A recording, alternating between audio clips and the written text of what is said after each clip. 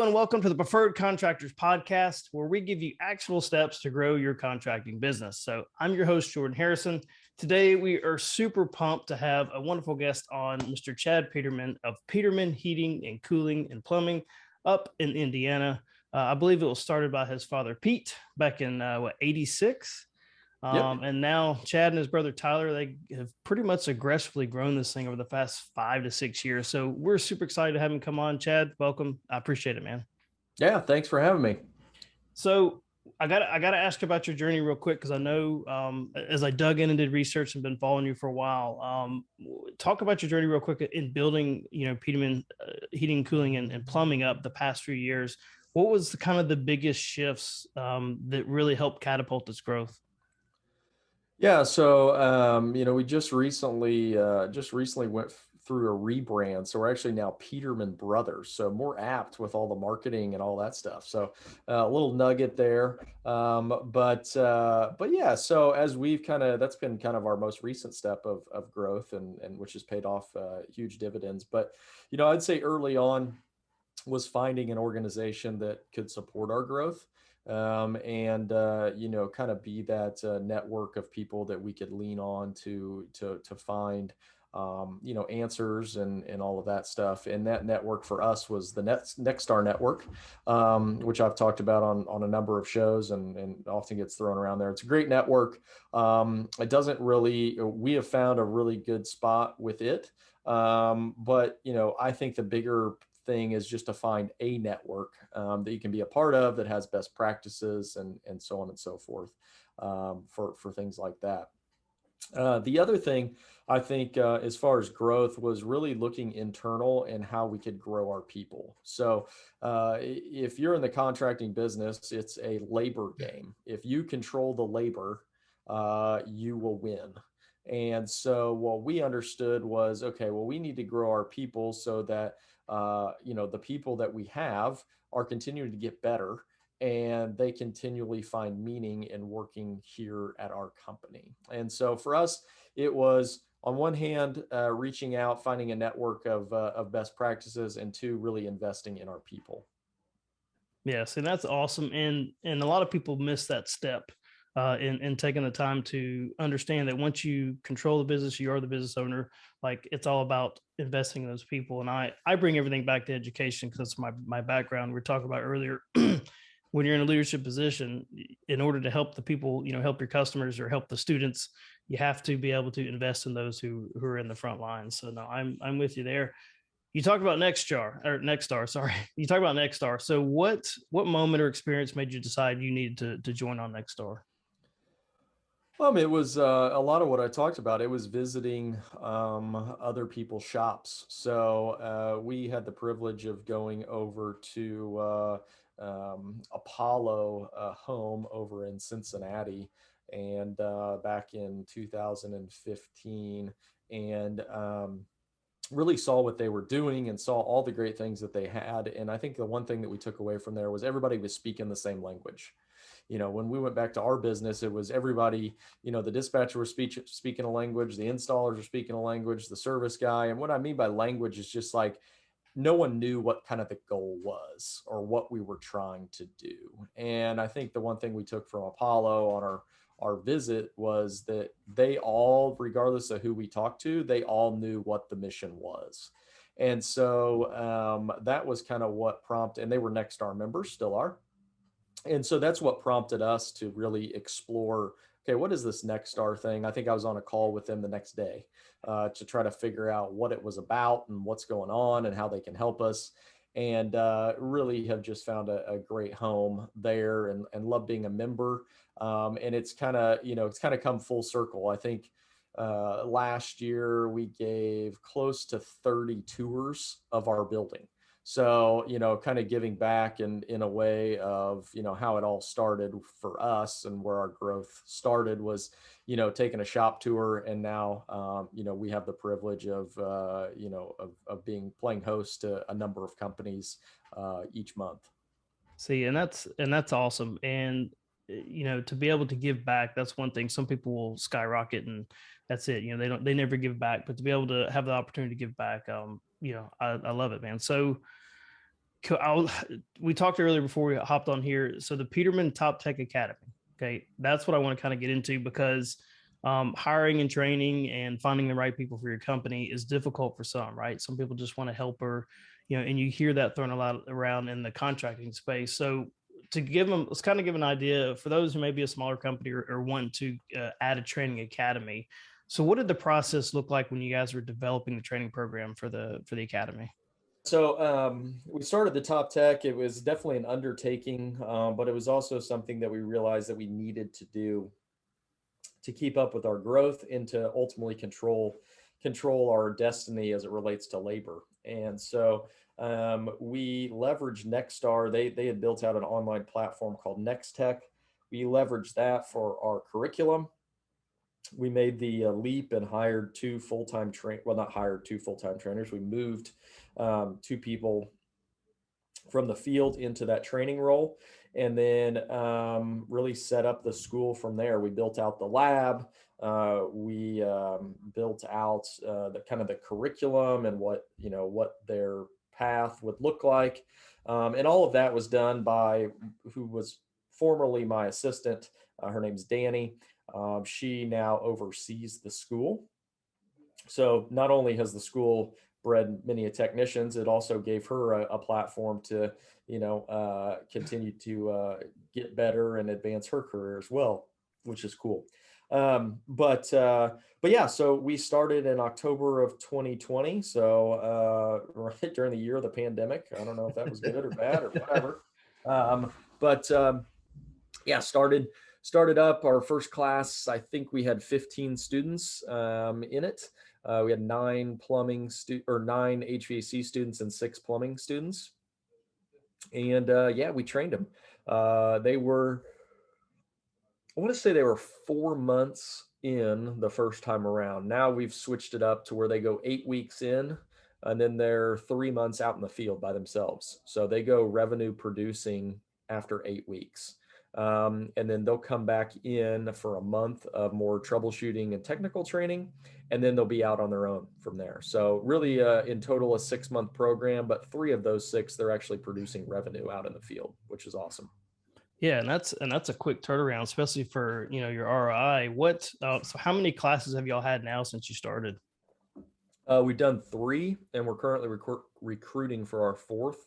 Um, our 3rd class, they'll come back in. Their last month out in the field is February, and then they come back in March for a month of training, and then they'll go out into the field April 1. We kind of timed it up with our seasonality. So March is usually one of our slower months. So we bring them back in for training, and then we'll start kind of the spring tune-ups in April. And so we'll roll them back out there when we need the manpower. And then our new class will start April 1st.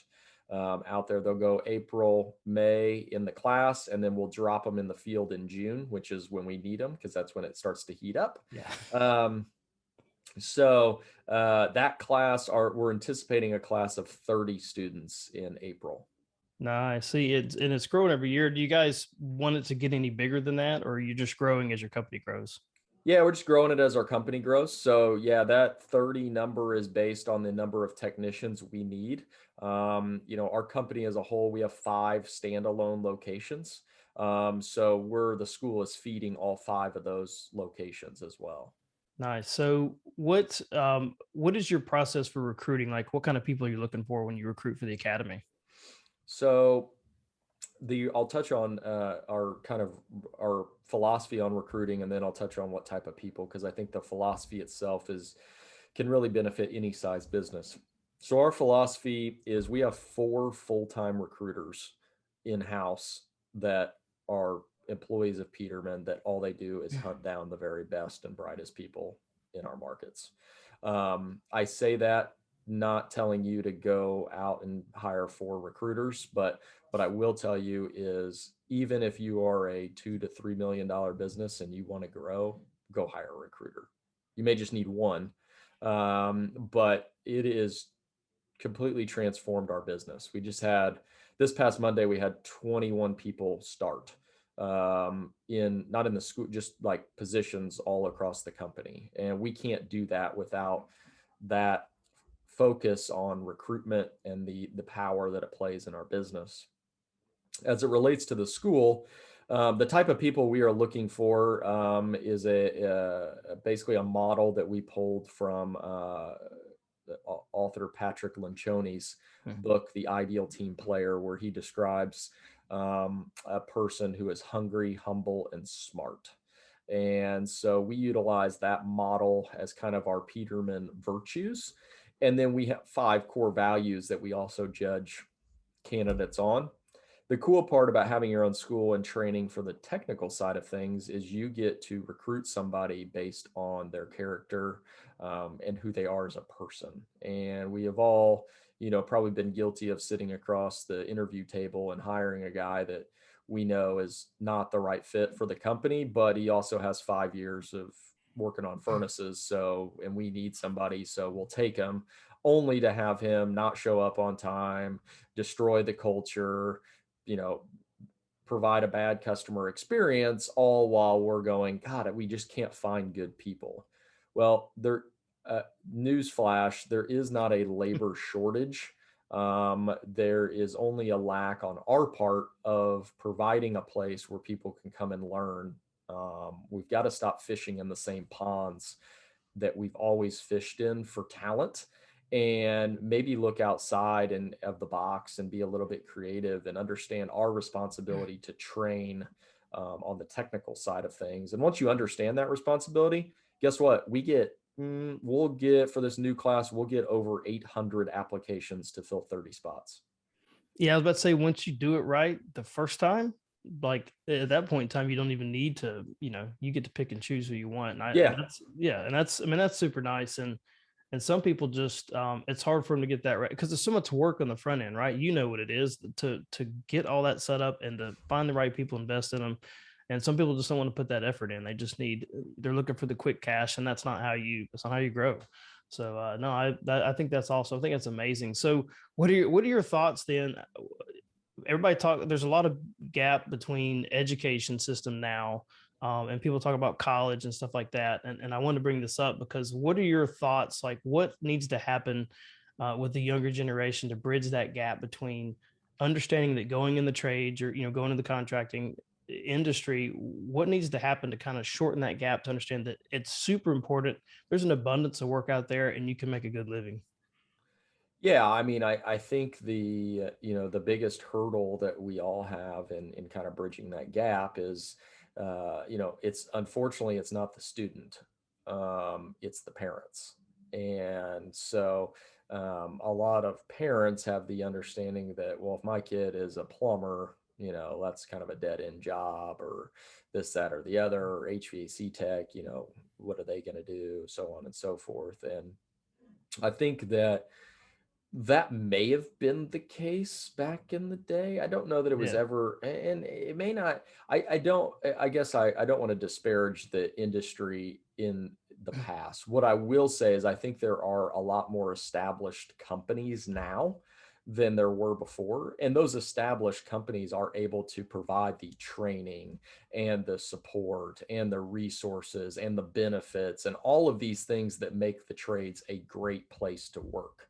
um, you know, in the past, when there weren't as many well-established companies, yeah, there may have been some of those things where, like I said earlier, they were saying, "Oh, the trades are great. Come in, you can find a great living, you can do all this stuff." But if they don't provide the training and the support and the backing, well, then it's not a great place to work. It's not a great thing to get into because you're never going to get the training that you need to be successful. It's not as if you just show up at the door of a heating and cooling company and all of a sudden, oh, yeah, I'm perfect. Like, we as companies have a responsibility as well to make the trades attractive. And that is, I feel like the other big hurdle is getting companies to realize that. Like, we can't operate how we used to operate and attract the talent that is coming out of high schools today.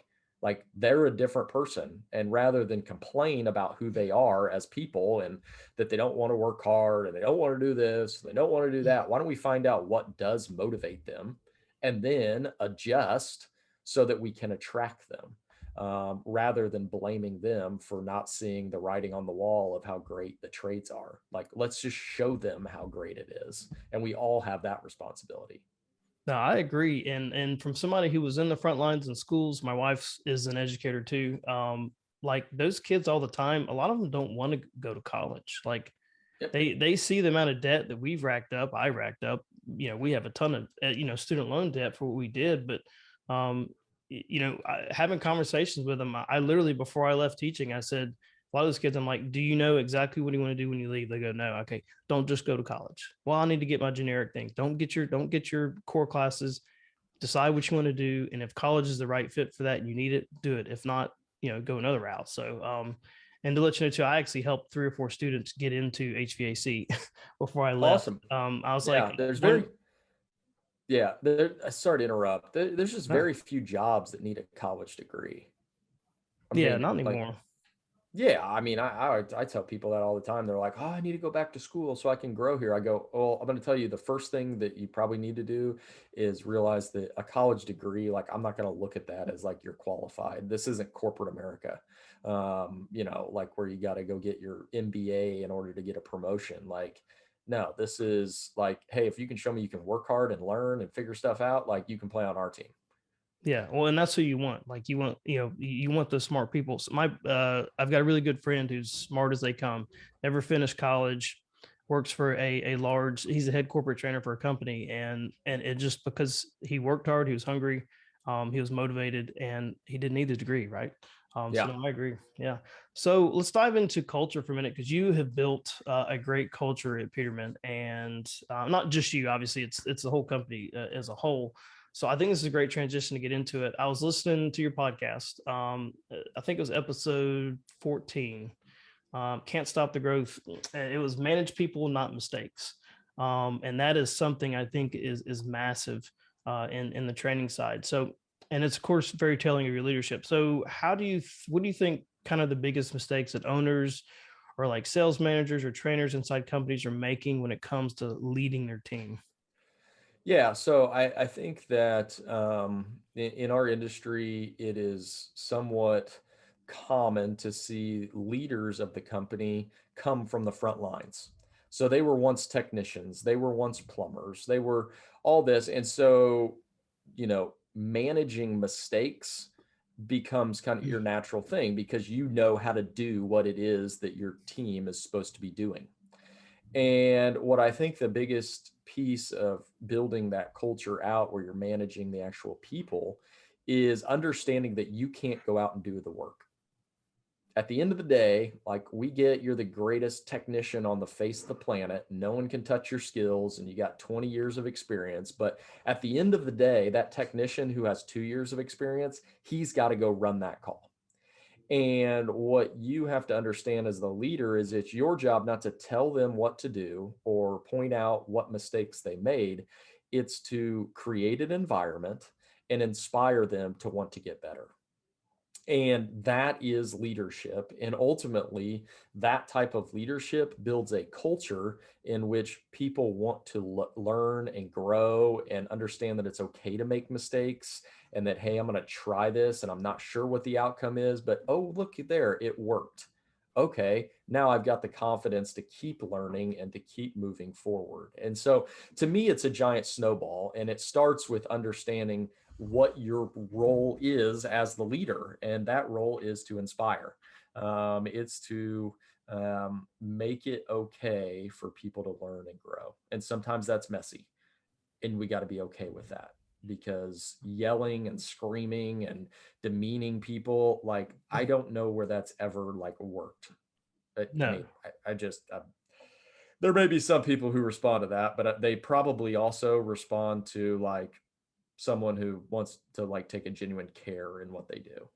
Yeah, no, and I agree. And it's hard to find those people that will invest in that type of leadership style. And the hard part is though, those top techs you're talking about, the ones that think they should be in charge because they know better, get surpassed by the ones that care. Yep. Because they can inspire others. And that's a hard pill to swallow because I'll tell you that I've done that before where I thought I was a better fit. But I looked at myself and said I was not a good leader. And so I agree. So how did you get people to buy into this culture in the process when you're building up Peterman? Yeah, so I think the key there is understanding that culture is not like it. one action. It's not, giving everybody off on Friday or having a beer after work or, putting a ping pong table in or nap pods or whatever you want to do, or whatever you've heard. Like that stuff is part of it, but culture is active. It is active to the point where you are always building culture. You're building culture in how you engage in every interaction, how you lead a meeting, how you greet people in the morning, how you, praise people, whatever it is, that's all culture. And so what we have to understand as leaders is that every action that we display is taken by people, and that is what builds the culture. When people see you helping and supporting people, guess what? They're going to go help and support people. Like it spreads like wildfire, but it's something that's not going to happen overnight.